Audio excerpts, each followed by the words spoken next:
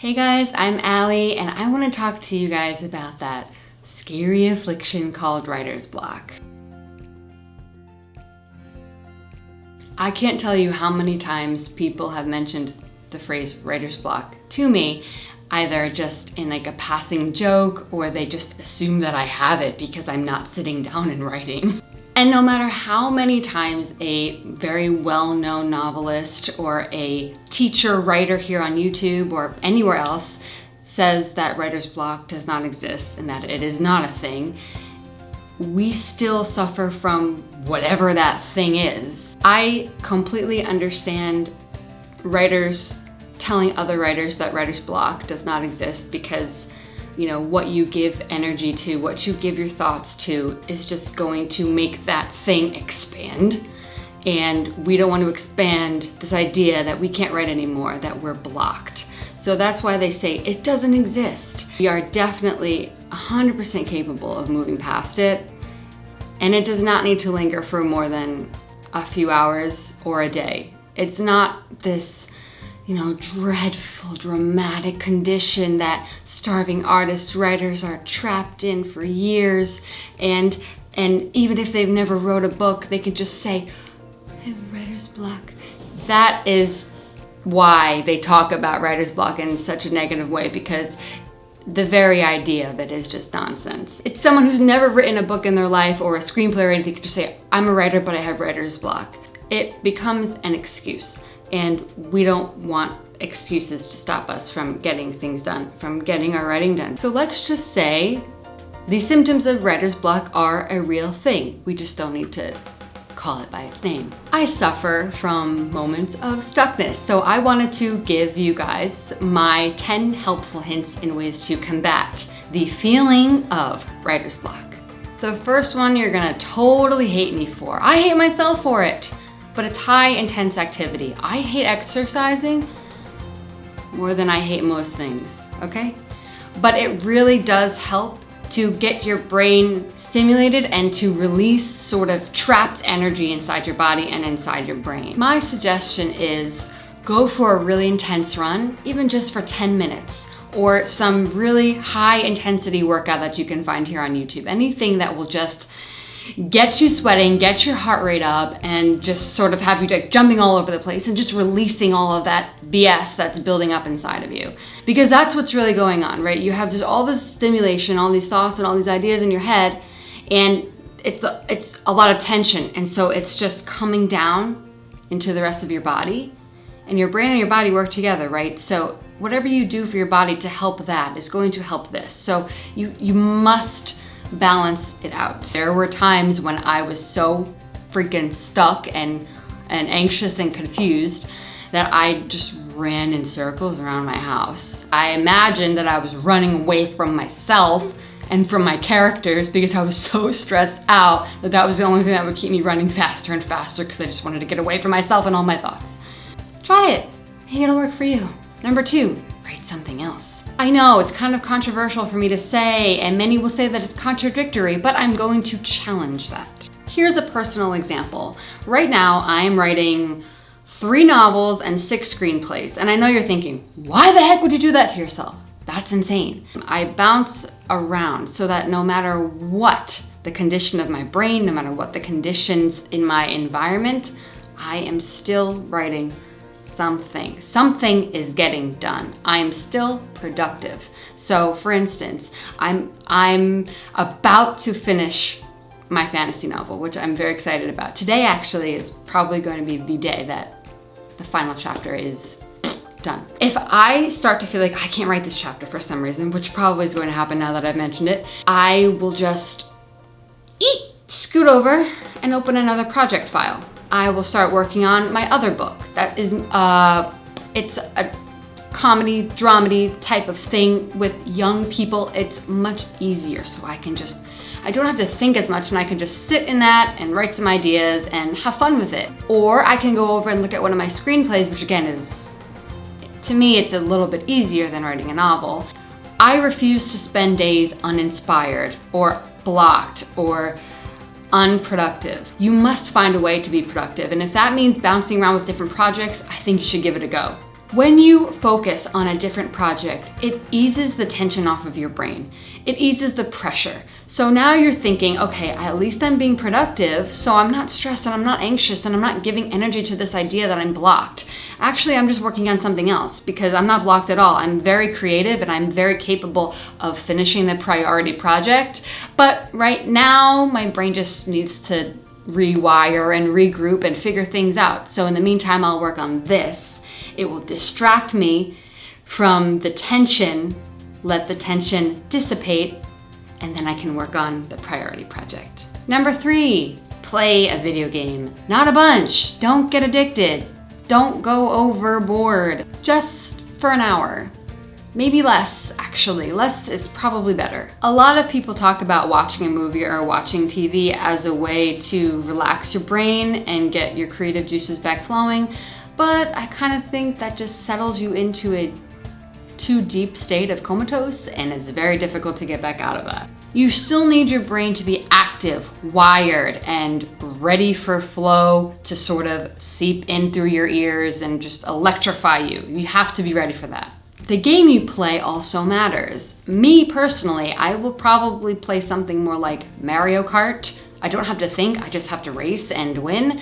Or Overwatch, it's sort of the same vibe. I just have to be on this team and I have to do what I know the character does, and it's not difficult for me. Now, I consider myself a Sims goddess, as in I love it so much that it's borderline disturbing. I cannot play The Sims if I'm trying to stay productive, if I'm trying to write a book, right? Because by the time you freaking finish making their body, it's been 3 hours and it can't do it. I love The Sims because as a writer, you're creating a story and you're creating a world, but trust me, don't do The Sims. It will erase days, weeks, possibly months of your life. I'm sorry about this, but I have to say it. Meditate. I know. Just 15 minutes, maybe even 10. Just anything that's going to silence your brain and quiet it down. You should really do it every day because we all want that super power gray matter thing, right? Or is it just me? Also, maybe you want to stay in contact with aliens. Again, just me? I won't dive too deeply into this one, but meditation literally makes your brain happy. And happiness is something that we want to strive for when we're feeling blocked. Meditation stops the resistance. And that's what writer's block is, especially when you talk about it and when you wallow in it and when you describe it and when you think the thoughts of it to yourself. You're creating a resistance inside of you, and that resistance is what's stopping you from writing. It's like a moving train. Once it's sort of moving and it's going really fast, it's really hard to just stop it immediately and hope that everyone's safe on that train. Number 5 is stay happy. This is one of my favorite ones because people usually think it's crazy. I need coffee. When I feel the feeling of blockness coming at me and it's just sort of looming on my shoulders and it's whispering in my ear, and I just feel like I want to give up and die and never write a single sentence ever again, it's over, I'm never going to be a writer. When that happens, I take a step back and I say, I need to get happy right now because that's what's going to combat this. On one side, I'll have my project file, my priority book or my priority screenplay, whatever it is. And on this side, I'll open up a new window of Netflix, Hulu, or Amazon Prime. Now, this will take practice, serious concentration, and focus, because what you're going to be doing is watching something that you're enjoying while you're writing. Now, the thing that you're watching cannot take too much concentration. It just has to be something that you can sort of be paying attention to, and it's making you happy just to be watching it or to be listening to it. And it's making your brain confused. Your brain now thinks it's happy, so therefore you're relating that happiness to writing your project, and it can actually work really well. It works really well for me. Except when someone comes in the room and sees you're watching Netflix and they're like, I thought you were writing! And you're like, I am, it's part of the process!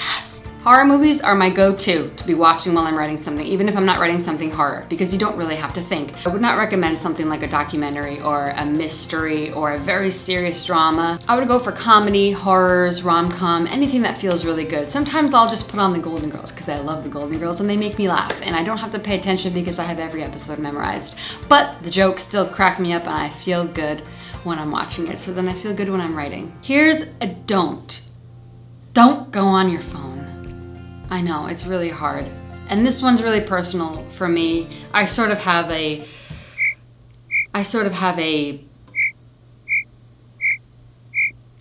a difficult relationship with my phone. Don't read the news. Because if you're anything like me, that's just going to spiral out of control. And especially if you have anxiety, like I do, it's really just going to make that so much worse. And the news today is like a black hole of destruction and horror. It makes you want to just share all the horrible things going on, and then all of a sudden you're on YouTube, and that's like the worst place you should be, because then you're watching 50 videos of Trevor Noah, and then it's cat videos, and then it's dog videos, and then it's the sad animal videos, and then you're just never gonna write ever again.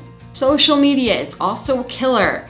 It is meant to keep you addicted. It's meant to give you temporary highs that makes you feel really, really crappy when you come down. If you're gonna try to write in either state, it's not going to work out for you. It's just not gonna work out. So just don't go on social media and don't read the news. YouTube is the worst because everything on that YouTube homepage is everything you want to watch. So stay away. Don't talk about writer's block. Don't even mention it. Don't bring it up to yourself. Don't bring it up to other people. Don't call it by its name. We know that it exists because we're feeling blocked, but don't talk about it. Because you know what? Even if you're feeling blocked, you're not blocked. You're fine. You're productive. You're cool. You're in the flow, or you're at least open to the flow. Everything's fine. It's sort of like the more you drink, the drunker you get, and maybe you don't want to be drunk. So if you don't want to be drunk, stop drinking. Or it's like that moment when you have a horrible memory of something that happened to you in the past, like something embarrassing that you said or did, and it just like attacks your brain, and you freak out and you're like, oh my God, but it's all happening silently. Nobody has any idea that it's going on. And then your brain sort of like wants to do that to you again. You sort of like dip into that past and you're like, I could remember something else horrible that happened to me. But you're like, no. La la la la la la la. Do that to writer's block. Here's a cliche, but it always works for me. Go somewhere else. I know everyone says that, but it actually really works. Go to a cafe or to a library, or I don't know, someone else's house who's got a cool office, who's like willing to let you stay there and work. I don't know. If it's during the pandemic, like it is now, and you can't go anywhere, try moving to a different room. This works really well for me. Sometimes I'll not be able to work here at my computer, and I will go at the dining room table with my laptop and I'll work there. Maybe I'll have to go in the bedroom and like literally lay in bed and write, because I'm just feeling like I cannot get this out unless I lay down in bed right now. And I will sometimes work pretty well from laying in bed, which sounds kind of weird.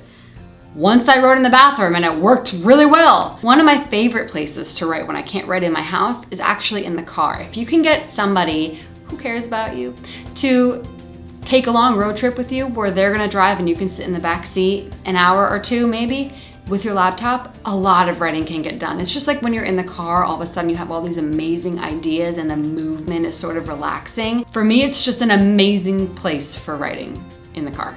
Number 9, I saw this online and I was like, that's really weird, but it worked.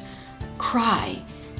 Listen to sad music, or take out your journal and start writing all your frustrations you have about writing and your troubles, and boom, all of a sudden, if the waterworks come, let them come, because crying is really, really relaxing for your brain. I did it yesterday. I had a really rough day and I was struggling to write because I was just in a bad mood.